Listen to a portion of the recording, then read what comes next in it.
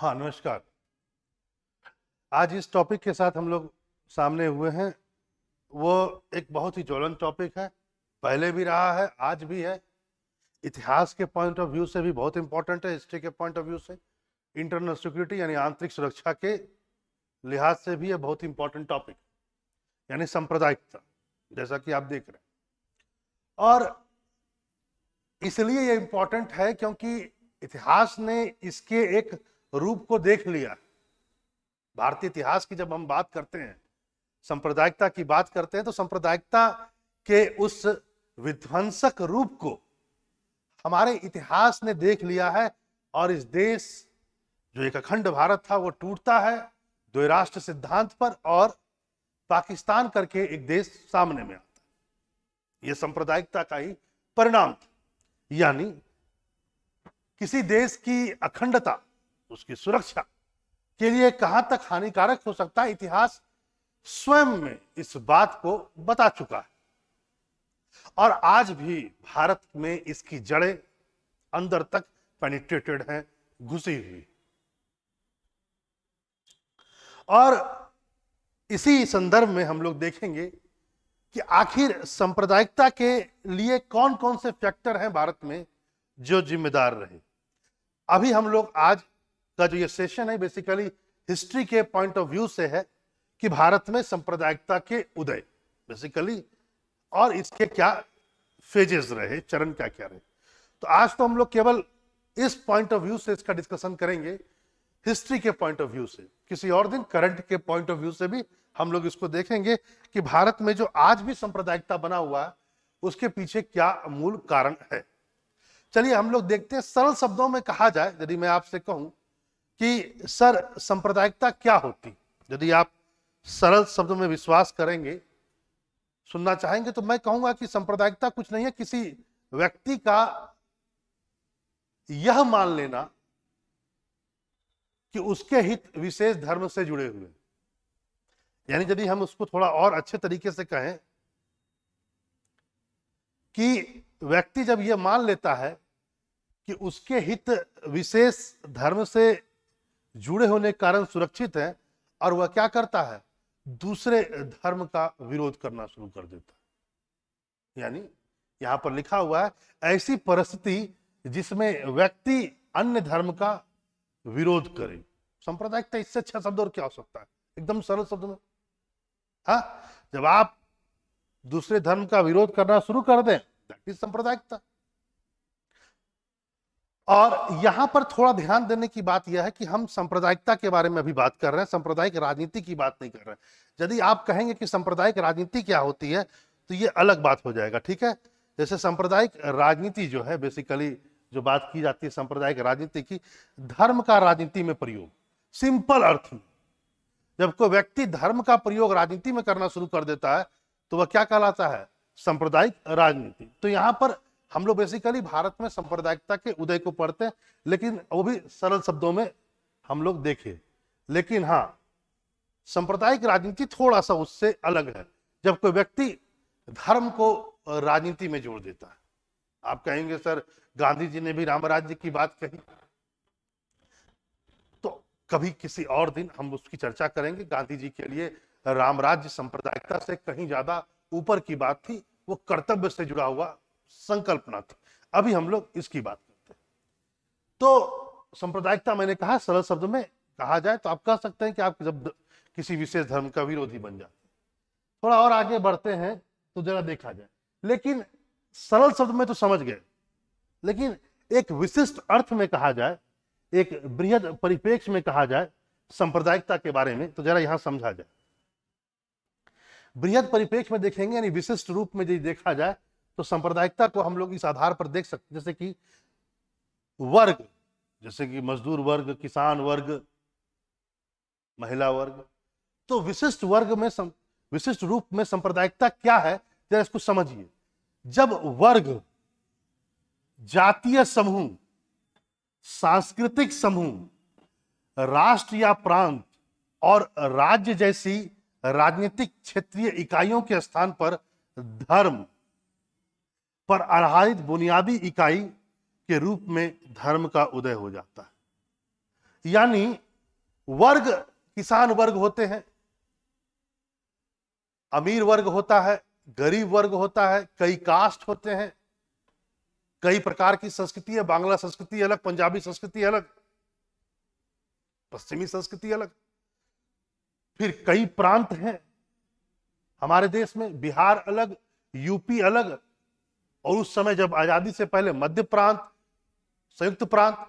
तो जब ये सब क्या है, इसी रूप में तो लोग संगठित होते हैं, वर्ग के रूप में, जाति के रूप में, संस्कृति के रूप में। जैसे मैंने आपसे कहा संस्कृति मतलब क्या, जैसे बांग्ला संस्कृति, पंजाबी संस्कृति, है ना। फिर राज्यों के रूप में संगठित, जैसे किसी ने कहा मैं मध्य प्रांत का हूं, मैं सेंट्रल प्रोविंस का हूं, उत्तर प्रदेश का हूं। तो ये सब राजनीतिक इकाइयां हैं, कुछ वर्ग है। तो यानी कि चाहे वर्ग हो, कोई विशिष्ट समूह हो, या राजनीतिक इकाई, इन सब के स्थान पर जब धर्म पर आधारित बुनियादी इकाई बन जाता है, यानी इकाई क्या होता है, जो भी इकाई है, वर्ग हो, जाती हो, इन सब का स्थान कौन ले लेता है, धर्म लेता है। मतलब धर्म एक बुनियादी इकाई के रूप में धर्म का उदय हो जाता है। तब आप कह सकते हैं कि यह सांप्रदायिकता है। सभी इकाई गौण हो जाएंगी, सभी ग्रुप गौण हो जाएंगे, धर्म प्रमुख हो जाएगा, धर्म के रूप में लोग संगठित हो जाएंगे। जैसे हिंदू धर्म, हिंदू धर्म के लोग आपस में संगठित हो गए, एक इकाई का रूप बना लिया, है ना। जैसे मुस्लिम धर्म,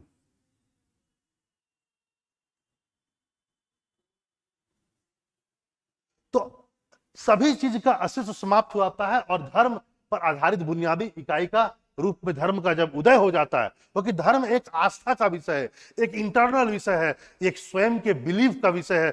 लेकिन जब वही एक इकाई के रूप में बन जाए, लोग उसी के आधार पर संगठित होने लगे, तो विशिष्ट रूप में कहा जाए तो सांप्रदायिकता आप इसे कहते हैं। आगे देखा जाए,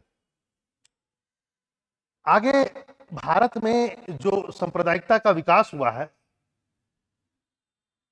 उसको इतिहास में विभिन्न चरणों के रूप में देखा गया।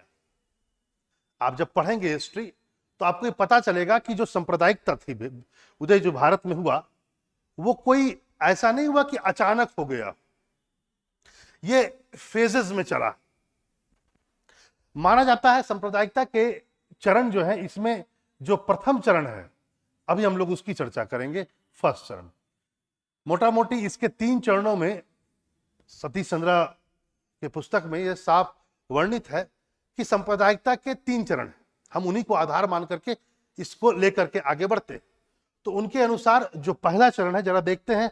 यानी एक तरह से कहा जाए ऑरिजिन, जो ऑरिजिन होता है वो कैसे होता है, जरा देखिए।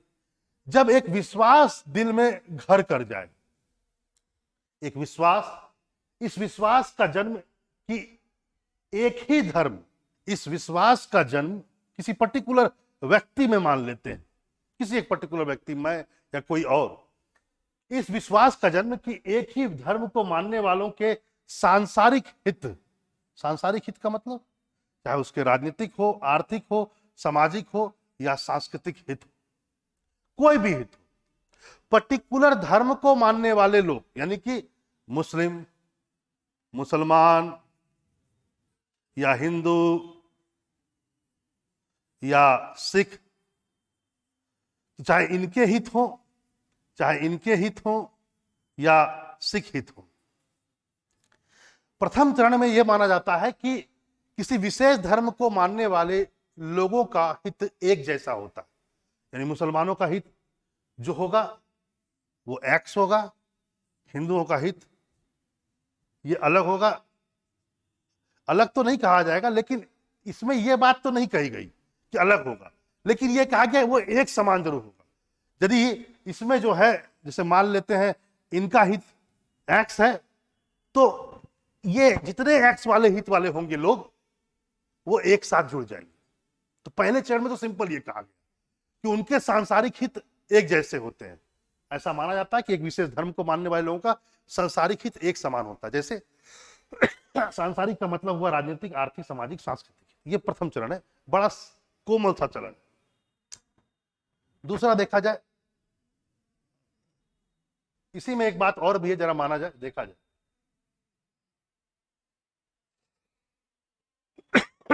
इसमें लिखा हुआ है, जरा गौर कीजिएगा, कि इस चरण में ऐसा मान लिया जाता है कि भारतीय जनता धर्म पर आधारित इन समुदायों के सदस्य के रूप में ही अपने सामाजिक राजनीतिक जीवन का संचालन कर सकती। मतलब पहले ही चरण में, जिस चरण में यह कहा गया कि व्यक्ति किसी भी पर्टिकुलर धर्म का हित विशिष्ट होता है और वो एक समान होता है, उसी चरण में यह बात भी मान लिया गया कि भारतीय जनता धर्म पर आधारित इन्हीं समुदाय के सदस्य के रूप में अपने सामाजिक और राजनीतिक जीवन का संचालन कर सकती है। मतलब आप धर्म से अलग होकर के, धर्म से दूर होकर के अपने सामाजिक और राजनीतिक जीवन को संचालित नहीं कर सकते। धर्म के साथ जुड़ करके, धर्म पर आधारित ही इन समुदाय के सदस्य के रूप में, धर्म पर जो बेस्ड समुदाय है, जैसे मुस्लिम समुदाय, हिंदू समुदाय, सिख समुदाय, तो धर्म पर आधारित इन्हीं समुदाय के सदस्य के रूप में, यानी आप पहले एक समुदाय के सदस्य बनिए, आप भारतीय मत बनिए, बिहारी मत बनिए, आप कोई वर्ग विशेष, अमीर गरीब, महिला पुरुष, ये सदस्य के रूप में नहीं, आप एक धर्म विशेष के समुदाय के सदस्य के रूप में जब आप अपने आप को ढाल लेंगे, तब जाकर के आप अपने सामाजिक और राजनीतिक जीवन के लक्ष्यों को प्राप्त कर सकते हैं। लीजिए भैया, यानी वही वाली बातें हो गई जो इससे पहले हम लोगों ने देखा। तो क्या देखा? हम लोगों ने यह देखा कि वर्ग, जाति, संस्कृति, समूह, राष्ट्र, प्रांत या कोई भी इनमें से कुछ भी हो, या राज्य हो, इन सभी इकाइयों के स्थान पर धर्म के आधार पर लोग एकजुट हो जाते हैं। यह सब गौण हो जाता है।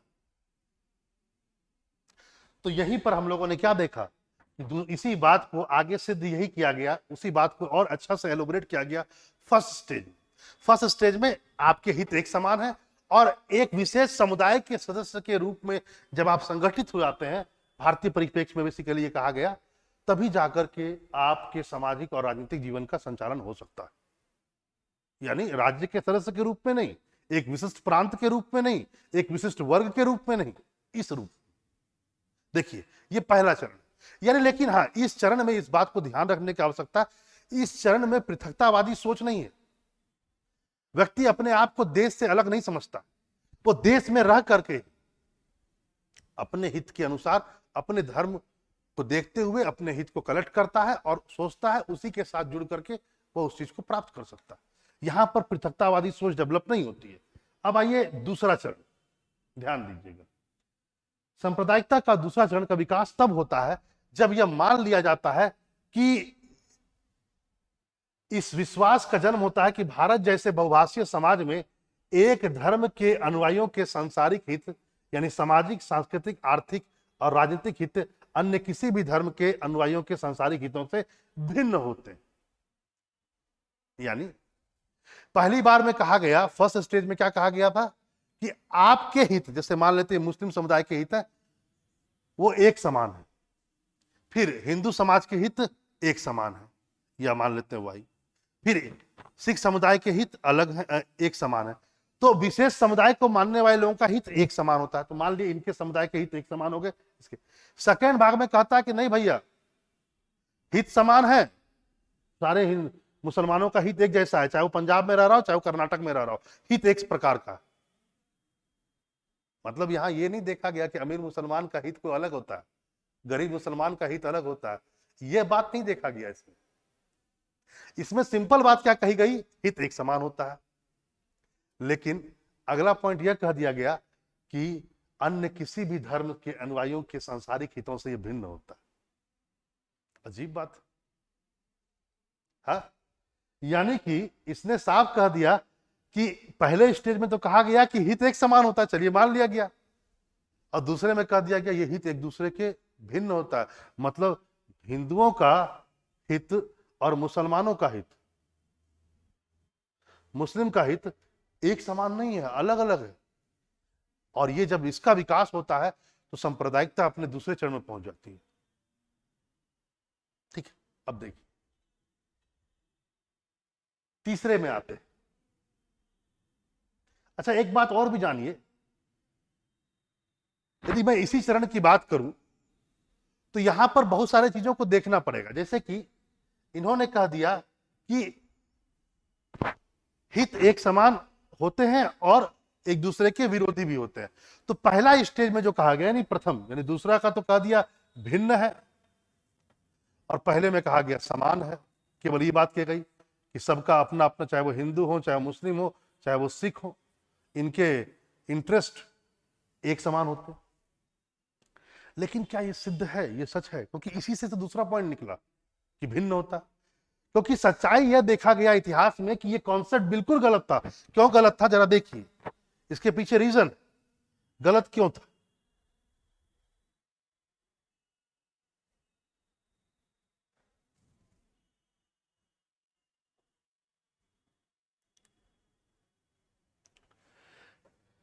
जैसे मैं कहूं आपसे कि मान लेते ये पंजाब का एरिया, तो यहां पर भी मुस्लिम रहते थे। ये बिहार का एरिया, यहां पर भी मुस्लिम रहते हैं।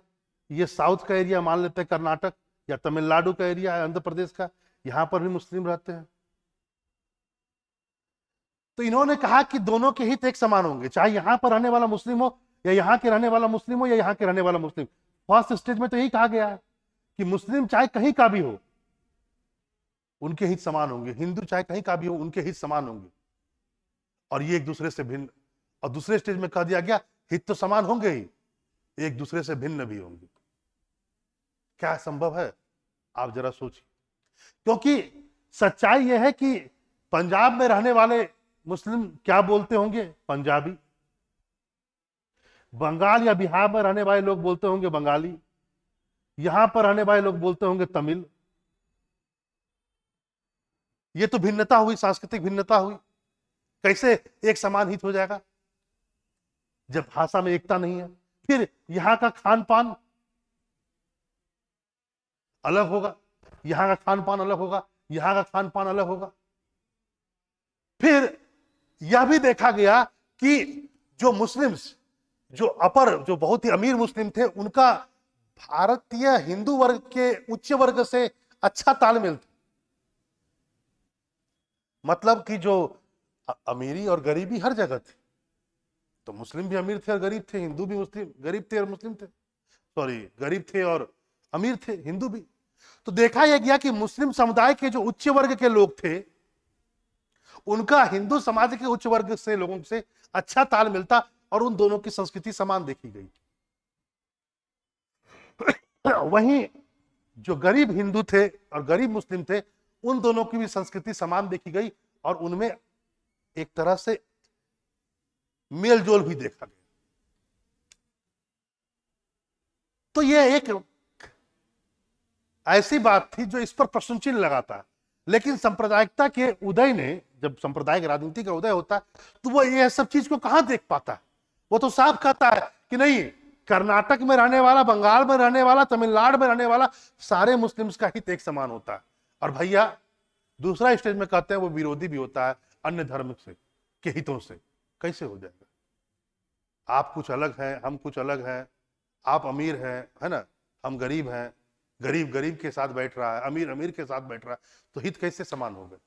लेकिन यहां बोला समान भी है और विरोधी भी हो गए। सेकेंड स्टेज में कह दिया हित विरोधी है भैया। ठीक है, समझ में आ रहा? तो मैं साथ साथ में चल रहा हूं। ठीक है, मैं ये भी बताया कि क्या स्टेज है, लेकिन ये एक तरह से गलत था, इसको प्रोपोगेट किया गया, इसका प्रचार प्रसार किया गया, मैंने ये कहा। ठीक है, मैं ये नहीं कह रहा हूं कि बुक ने गलत कहा, हम लोग बुक बाकायदा हम लोग बुक सही पढ़ रहे हैं, स्टेज भी सही पढ़ रहे हैं, लेकिन इसको बनाने वाले लोगों ने, इन सांप्रदायिकता को पैदा करने वाले लोगों ने इन सब बंधनों को तोड़ दिया, वर्ग चेतना को तोड़ा, राज्य को तोड़ा, संस्कृति को तोड़ दिया, भाषा को तोड़ दिया, सारे बंधनों को तोड़ करके धर्म को ऊपर कर दिया। धर्म बन गया बुनियादी ढांचा।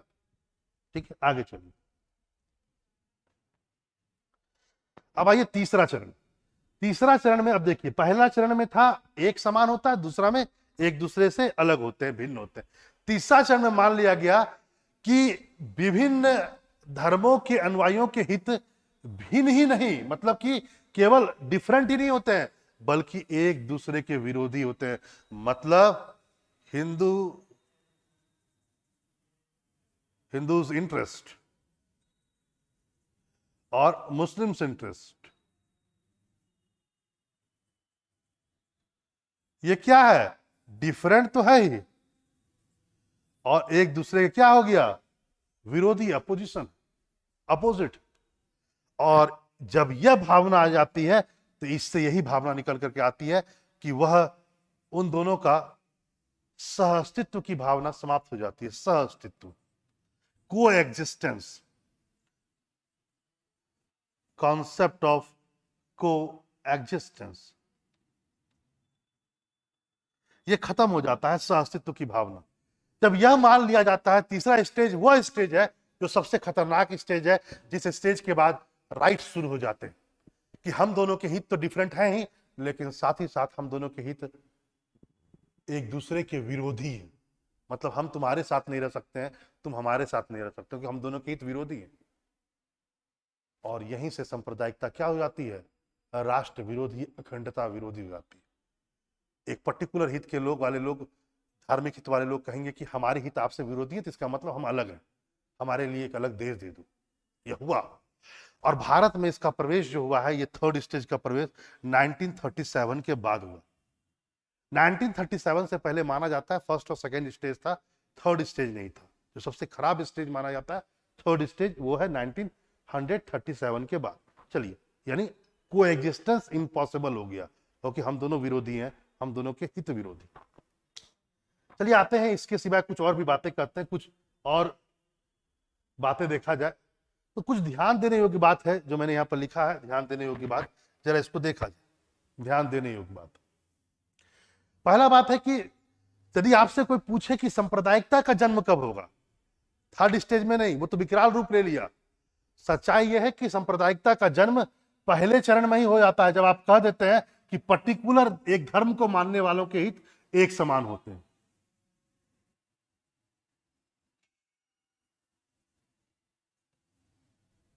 एक समान होते हैं, उसी समय सांप्रदायिकता का उभार शुरू हो जाता है।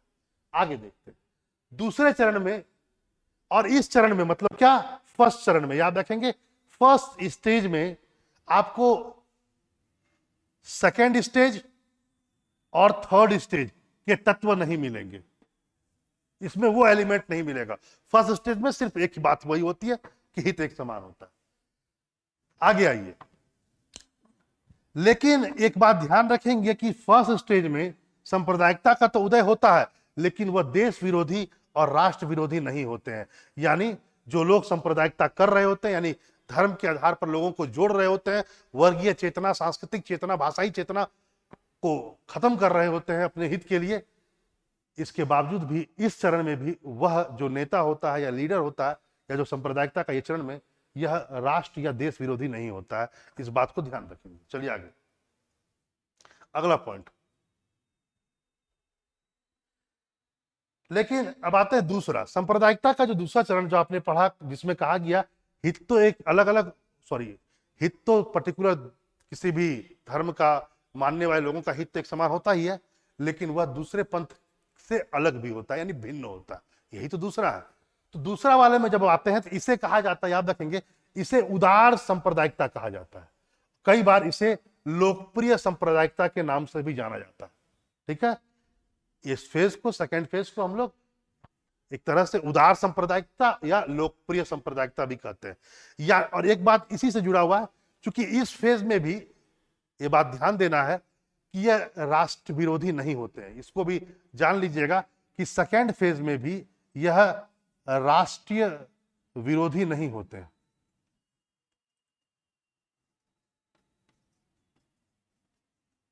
मतलब ये लोग किसी अलग देश की मांग नहीं करेंगे, सब मिलकर के एट लास्ट दूसरे को भगाने का जरूर प्रयास करेंगे, जैसे ब्रिटिश लोगों को भगाने का प्रयास किया, लेकिन मुस्लिम अपने संगठन में होकर के, संगठित होकर के, एक पार्टी में संगठित होकर के अपना चलाएंगे और अपने हिसाब से उनको हटाने का प्रयास करेंगे, और हिंदू अपने हिसाब से। लेकिन इस चरण में राष्ट्र विरोधी नहीं होते कि हम लोग को एक अलग देश दे दो। ठीक है, ये भी ध्यान रखें। लेकिन फिर भी उन्हें एक सिंपल आप राष्ट्रवादी नहीं कह सकते हैं, इसके बजाय इनको क्या कहा जाएगा, हिंदू राष्ट्रवादी, मुस्लिम राष्ट्रवादी, सिख राष्ट्रवादी के रूप में देखा जाता है। यानी सेकेंड फेज में आप इनको सिंपल राष्ट्रवादी नहीं कह सकते हैं, या तो हिंदू राष्ट्रवादी कहिए, सिख राष्ट्रवादी, और ये सब शब्द सेकेंड फेज के लिए यूज हुए हैं, फर्स्ट फेज में इसका बिल्कुल यूज नहीं हुआ। ठीक है, आगे चलिए।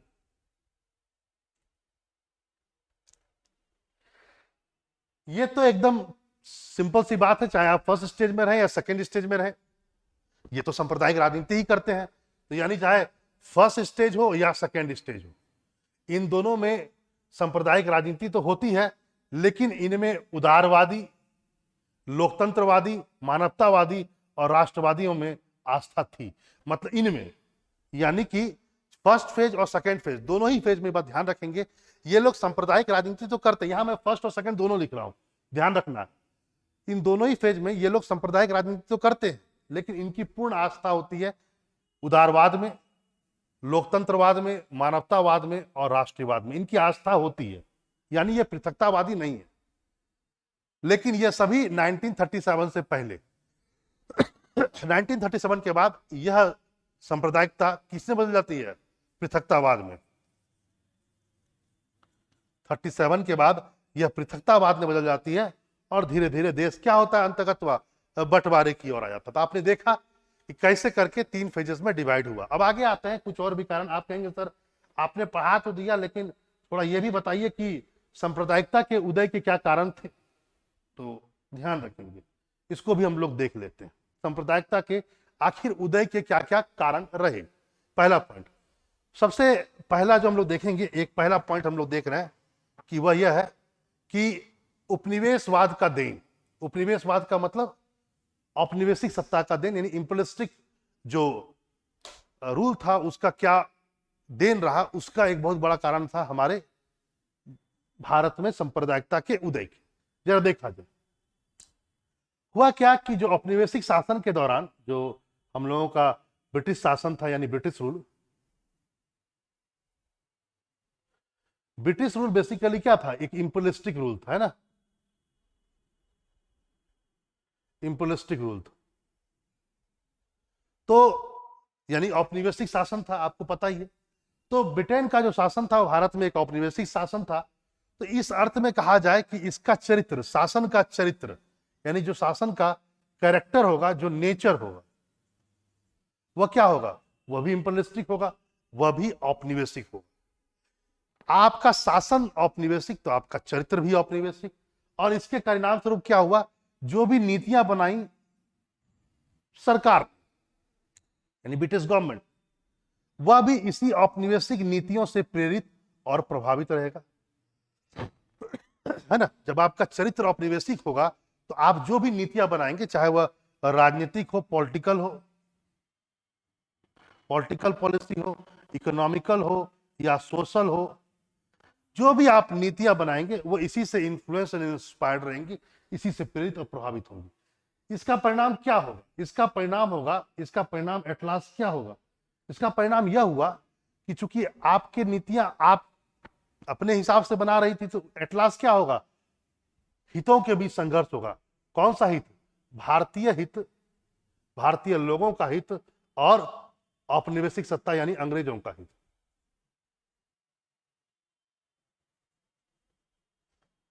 इन दोनों के बीच में हितों का क्लैश होगा, संघर्ष होगा।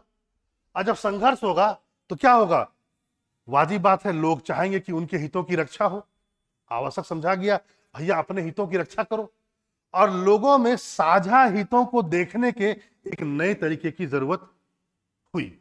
अब क्या हो गया, जब भारतीय समाज अपने हितों को बचाने का प्रयास किया, जैसे मान लेते हैं कि उन्होंने भारत में तेजी से प्रचार प्रसार किया अंग्रेजी शिक्षा का, मान लेते हैं, तो कुछ बहुत सारे हिंदू जो थे उन्होंने अंग्रेजी शिक्षा ग्रहण कर लिया। उनको लगा मेरे हित में यह है कि मैं अंग्रेजी शिक्षा ग्रहण करूं और जॉब पाऊं।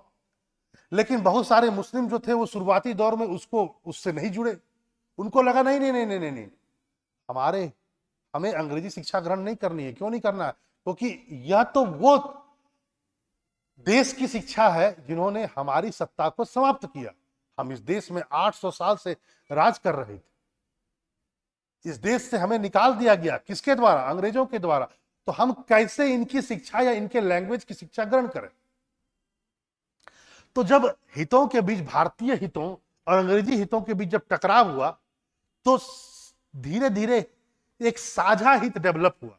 एक नए तरीका लोगों ने खोजा अपने हित को बचाने के लिए, ठीक है, अपने अपने हितों को बचाने के लिए। इससे साझा हित डेवलप हुआ नए तरीके से, एक अलग तरीके से, सॉरी नहीं तो मैं नहीं कहूंगा, बिल्कुल एक अलग तरीके से अपने हितों को सुरक्षित रखा जाए, ठीक है, ताकि हम अपने हितों को बचा सके। और इससे एक नई राजनीति का जन्म हुआ। क्या हुआ? जब आप अपने हितों को बचाने का प्रयास करते हैं अपने अपने तरीके से, कलेक्टिवली रूप से, एक व्यक्ति अपने आप को अपने समाज में बांध करके अपने हित को बचाने का प्रयास करेगा, दूसरा अपने, तो उससे क्या होगा? एक नए प्रकार की राजनीति का जन्म हुआ। ये क्या है जरा देखिए। लोगों में अब क्या हुआ, जब वो अपने हित को बचाने का प्रयास करेंगे तो लोगों ने क्या किया? लोगों ने जाति, इलाके, अंचल, नस्ल, धर्म, संप्रदाय जैसे आत्म पहचान वाले पुराने प्रतीकों की ओर झुकाव बढ़ गया। यह परिणाम था कि जब भारतीय हित और विदेशी हित के बीच टकराव बढ़ा, ये इसी का परिणाम था कि लोगों ने उन पुराने तरीकों को फिर से अडॉप्ट कर लिया। लोग जाति, इलाके, अंचल, नस्ल, धर्म, संप्रदाय जैसे पुराने जो आत्म पहचान के जो सेक्टर्स थे, उसके आधार पर उसके और उनका झुकाव बढ़ने लगा, ठीक है। उसकी और क्या हुआ? झुकाव बढ़ा। लोगों को लगा इस आधार पर हम एक रहेंगे तो क्या होगा? हम अपने हित को सुरक्षित रख सकते हैं, जिसमें सबसे बड़ा हित था धर्म। लोगों ने अपने आप को एक विशेष धर्म की ओर चोला बांधाया और कहा हम लोग संगठित रहेंगे तभी अपने धर्म की रक्षा कर सकते हैं। किससे? औपनिवेशिक सत्ता से। और इसी से क्या हुआ? धार्मिक चेतना का विकास हुआ और बाद में इसी ने क्या कर दिया? सांप्रदायिकता का उदय कर दिया। तो ये औपनिवेशिक सत्ता का एक देन है, जिसमें हमारे हित, भारतीय हित और औपनिवेशिक हितों के बीच जब क्लैश हुआ, तब लोगों ने अपनी पहचान को बचाए रखने के लिए अपने आप को संगठित करना शुरू कर दिया इन क्षेत्रों के आधार पर, जिसमें धर्म सबसे बड़ा प्रोमोनेंट बन करके बाहर निकला। धर्म के आधार पर साझा होकर के धर्म के इर्द गिर्द साझा हितों को सुरक्षित किया गया, करने का प्रयास किया गया। इससे धार्मिक चेतना लोगों में प्रबल होने लगी और एट लास्ट क्या हुआ? सांप्रदायिकता के उदय में यह महत्वपूर्ण कारण के रूप में रहा। आगे देखिए, आगे है, वाजिब बात है, अंग्रेजों के द्वारा फूट डालो और राज करो की नीति, डिवाइड एंड रूल पॉलिसी जो अंग्रेजों की थी, यह आपको पता ही होगा। एक मिनट,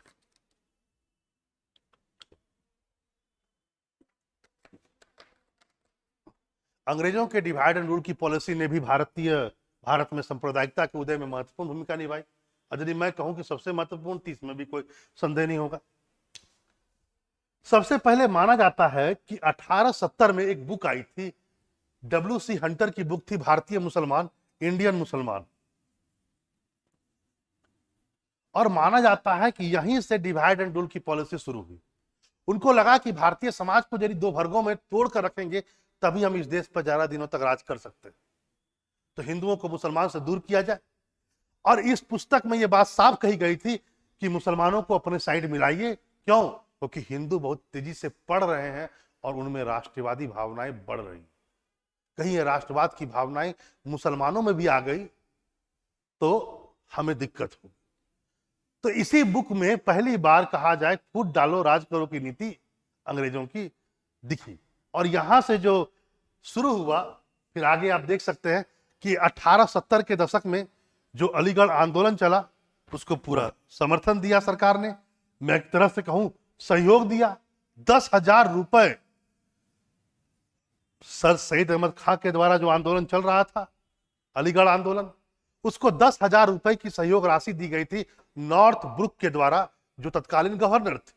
अब आप समझ सकते हैं, एक तरफा एक धार्मिक मुद्दे को किया गया समर्थन, यानी फूट डालो राज करो की नीति। आगे देखिए, फिर आपको यह भी पता होगा 1905 में बंगाल का जो विभाजन हुआ, उसका भी बेस क्या है? फूट डालो राज करो की नीति।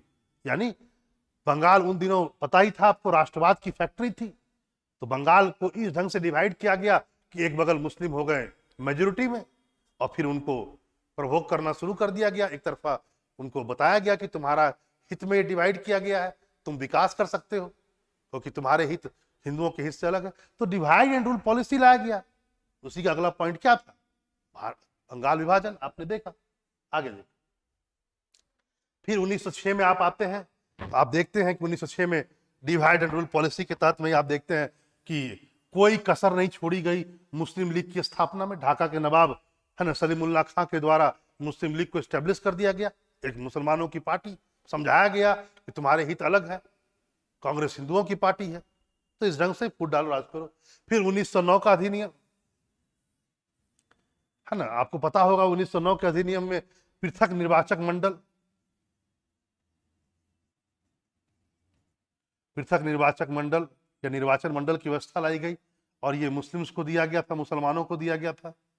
मतलब इसमें यह व्यवस्था की गई इस अधिनियम में कि जो भी मुस्लिम बाहुल क्षेत्र है, यानी पृथक निर्वाचन मंडल जब लाया गया, उसमें क्या था? वो भी तो फूट डालो राज करो की नीति पर ही आधारित था कि जो मुस्लिम बाहुल क्षेत्र है वहां इस अधिनियम में कहा गया कि वहां से कोई भी पार्टी चुनाव लड़े, XYZ मुस्लिम लीग हो चाहे कोई पार्टी चुनाव लड़े, तो केवल मुस्लिम कैंडिडेट खड़ा होंगे, और वोट भी कौन करेगा? सिर्फ उस एरिया के मुस्लिम ही वोट करेंगे। यह था पृथक निर्वाचक मंडल, रिजर्वेशन से अलग। जैसे आज रिजर्वेशन है, कोई सीट रिजर्व हो जाती है SC के लिए, ST के लिए, तो चाहे कांग्रेस हो, चाहे बीजेपी हो, आम आदमी पार्टी हो, कोई भी हो, वो वहां से केवल SC या ST कैंडिडेट को खड़ा करेगी। लेकिन वोट तो सब करते हैं ना भैया। पृथक निर्वाचक मंडल में ऐसा नहीं था, खड़ा भी सिर्फ मुस्लिम होंगे और वोट भी सिर्फ मुस्लिम करेंगे, और कोई दूसरा नहीं करेगा भैया। तो ये फूट डालो राज करो की नीति क्या थी? इसी का परिणाम, इसी का अभिव्यक्ति थी। फिर 1919 के अधिनियम में इसका और भी विस्तार कर दिया गया। पृथक निर्वाचक मंडल को सिखों को दे दिया गया, एंग्लो इंडियन को दे दिया गया, ईसाइयों को दे दिया गया, और विस्तार कर दिया गया। तो यह सब फूट डालो राज करो की नीति थी। इसका भी एक कारण रहा भारत में सांप्रदायिकता के विकास में। अगला देखते हैं, अगला पॉइंट अगला है आर्थिक दबाव और सांप्रदायिकता। देखिए, जैसे जैसे भारत में शिक्षा का प्रसार हुआ, ठीक है, शिक्षा का प्रसार हुआ, तो पढ़े लिखे मध्यम वर्ग का उदय हुआ। अब इसमें देखिए, पढ़े लिखे मध्यम वर्ग का उदय हुआ, इसमें मुस्लिम पढ़े लिखे लोग भी होंगे, हिंदू भी होंगे, सिख भी होंगे। पढ़े लिखे मध्यम वर्ग का उदय हो रहा है धीरे धीरे। तो कुछ हिंदू भी पढ़ रहे हैं, कुछ मुस्लिम भी पढ़ रहे हैं, कुछ सिख भी पढ़ रहे हैं, तो पढ़े लिखे। लेकिन भैया आर्थिक अवसर तो सीमित थे। आज भी भारत में इतनी बेरोजगारी है, अब उस समय अंग्रेजों का जमाना था, तो पढ़े लिखे, एक तो अंग्रेज भारतीयों पर विश्वास नहीं करते थे, तो बड़े बड़े पोस्ट पर तो वो केवल अपने यूरोपियन मित्रों को ही रखते थे, मित्र देश के लोगों को, या तो खुद। तो अवसर सीमित थे। लेकिन मध्यम वर्ग धीरे धीरे बढ़ रहा था, लिख रहा था, वो जॉब चाहता था, और इसी से क्या हुआ? इसी से मध्यम वर्ग में क्या हो गया? एक संकीर्ण राजनीति का उदय हुआ। इससे क्या हुआ? संकीर्ण राजनीति का उदय हुआ। संकीर्ण राजनीति का मतलब हुआ, इससे संकीर्ण राजनीति का उदय हुआ, और उसी का नाम है सांप्रदायिकता। इससे क्या हुआ? एक संकीर्ण राजनीति का उदय हुआ, और उसी का परिणाम है सांप्रदायिकता। आप कहेंगे सर समझे नहीं, समझे जरा, देखिए क्या है। समझने का मतलब सिंपल है, क्योंकि जो मध्यम वर्ग था वो तत्काल चाहता था, मध्यम वर्ग, कि हमको लाभ मिले, चाहे वो हिंदू मध्यम वर्ग हो, चाहे मुस्लिम मध्यम वर्ग हो, तो वो तत्काल चाहता था कि उसको लाभ मिले। इसका परिणाम क्या हुआ? उसने संकीर्ण राजनीति शुरू की। अभी आपको बताया गया संकीर्ण राजनीति। संकीर्ण राजनीति का मतलब होता है आरक्षण की मांग। संकीर्ण राजनीति का उदय का मतलब हुआ आरक्षण की मांग। तो आरक्षण की मांग, और यह मांग कैसे आधार पर की गई? यह धार्मिक आधार पर की गई थी मांग। उन्होंने धार्मिक आधार पर आरक्षण की मांग की, यानी परिणाम क्या हुआ? मैंने क्या कहा? क्योंकि वह तत्काल मध्यम वर्ग लाभ चाहता था, इसी का परिणाम क्या हुआ? सांप्रदायिक आरक्षण की मांग हुई। सांप्रदायिक मतलब धर्म के आधार पर आरक्षण की मांग हुई। तो इससे क्या होगा? सांप्रदायिकता बढ़ेगा। पढ़े लिखे, एक क्वेश्चन भी आया हुआ यूपीएससी में, ध्यान रखेंगे, वह यह है कि आजादी और विभाजन दोनों मध्यम वर्ग की देन है। ध्यान सुनिएगा, क्वेश्चन आया था कि आजादी और विभाजन दोनों मध्यम वर्ग की देन था। यहीं से उत्तर निकलेगा। जब ये बात मध्यम वर्ग को लगा कि उन्हें नौकरी नहीं मिल रहा तो संकीर्ण राजनीति शुरू हुआ और धर्म या सांप्रदायिक आधार पर आरक्षण की मांग शुरू हो गई। और इसी का परिणाम क्या हुआ कि हम लोग, वो लोग क्या हुआ, शुरू कर दिए, है ना, आरक्षण की मांग। उसी का अगला पड़ाव क्या था, उन्होंने पृथक निर्वाचक मंडल की मांग उठा दी, जो 1909 में दे भी दिया गया मुसलमानों को। तो ये मध्यम वर्ग के द्वारा किया गया, डेवलप किया गया प्रेशर था, संकीर्ण राजनीति थी। धर्म के आधार पर आरक्षण दो, छूट दिया जाए, छूट प्राप्त करने का दृष्टिकोण था, आरक्षण को प्राप्त करने का दृष्टिकोण था। उसी का एक परिणाम था कि उन्होंने खूब मांग की थी पृथक निर्वाचक मंडल की, तब आया भी, ठीक है। और आगे चलकर तो आपको पता ही है कि यह जो धीरे धीरे सांप्रदायिकता बढ़ी, नैरोनेस बढ़ता गया, जो आर्थिक क्रियाकलाप के द्वारा शुरू हुआ था, वो अंतगत्वा क्या हुआ, पृथकतावाद में बदल गया, ठीक है। तो आर्थिक कारण भी जिम्मेवार हुए, इसलिए मध्यम वर्ग ने आजाद भी किया देश को, क्योंकि कांग्रेस यदि राष्ट्रीय आंदोलन का प्रतीक थी तो उसको स्थापित भी मध्यम वर्ग ने किया था और उसको रन भी मध्यम वर्ग ने किया, और उसी की लीडरशिप में ये देश आजाद हुआ। तो आजादी तो मध्यम वर्ग की है, विभाजन किसकी है, तो वो भी मध्यम वर्ग। जिन्ना पढ़े लिखे लोग थे, लियाकत अली और इनायत अली पढ़े लिखे लोग थे, सर सैयद अहमद खां पढ़े हुए लोग थे, पढ़े लिखे लोग थे, इकबाल बाहर से पढ़ करके आया था, है ना, रहमत अली चौधरी एक ऑक्सफोर्ड कैम्ब्रिज विद्यालय के स्टूडेंट थे। ये संकीर्ण राजनीति थी जो छूट को प्राप्त करने का दृष्टिकोण, है ना। और उसके बाद क्या हुआ, धीरे धीरे पृथकतावाद में बदल गई, ठीक है। तो याद रखेंगे। तो ये तो हो गया आर्थिक दबाव और उससे सांप्रदायिकता कैसे जुड़ता है, वो आप देखें। आगे है, इसमें कोई कसर नहीं छोड़ा भारतीय राजनीति भी, क्योंकि भारत में भी बहुत सारे कट्टर संगठन उदय हुए और धर्म के आधार पर लोगों को संगठित किया गया, इसने भी कहीं ना कहीं सांप्रदायिकता के विकास में बहुत बड़ा योगदान दिया। जैसे चाहे वो मुस्लिम लीग हो, चाहे वो हिंदू महासभा, तो इन सब के उदय ने, उसके विकास ने भी क्या किया है, भारत में सांप्रदायिकता के विकास में योगदान दिया। कट्टरवादी संगठन जब आते हैं तो ऐसा होता, चाहे वो किसी भी धर्म से संबंधित क्यों ना। फिर इतिहास का भी इस्तेमाल किया गया सांप्रदायिकता के विकास में। जैसे कि मान लेते हैं, कुछ लोगों ने कहा कि प्राचीन काल अच्छा था, है ना, इतिहास की नई नई व्याख्या की जा रही थी। प्राचीन काल अच्छा था, तो लोगों ने कहा अच्छा था इसलिए क्योंकि हिंदुओं का शासन था, भारत एक हिंदू देश था। फिर किसी ने कहा मध्यकाल बेहतरीन काल था क्योंकि मुसलमानों का शासन था, अकबर महान था। तो इतिहास का इस्तेमाल इस ढंग से किया जाने लगा कि लोगों को लगा कि विशेष धर्म जब सत्ता में था तब उनका विकास हुआ, या उनका धर्म जब सत्ता में था तब उनका विकास हुआ। इसने भी क्या किया, भारत में सांप्रदायिकता के विकास में योगदान दिया। तो आपने देखा अभी कि सांप्रदायिकता का कोई एक चरण नहीं होता, वो ओरिजिन अलग तरीके से होता है, बाद में वह पृथकतावाद में बदल जाता है। लोग अपने आप को धर्म के आधार पर संगठित करते हैं, किसी विशेष वर्ग के आधार पर नहीं। फिर आपने भी देखा कि सांप्रदायिकता के, भारत में सांप्रदायिकता के उदय के क्या कारण है। करंट के पर्सपेक्टिव से ये क्लास नहीं थी, मैंने पहले ही कहा, इतिहास के पर्सपेक्टिव से था ये पूरी की पूरी क्लास, इतिहास के परिप्रेक्ष्य में था, यानी कहा जाए। लेकिन हाँ, यदि आज आपसे पूछा जाए कि भारत में आज भी सांप्रदायिकता से जुड़े हुए क्या क्या कारण है, तो उसमें और भी कारण अलग आएंगे, वो किसी और दिन किसी और चर्चा में। अभी इतिहास के लिहाज से ये था। चलिए, हम लोग अगले क्लास में अगले टॉपिक में मिलेंगे। नमस्कार।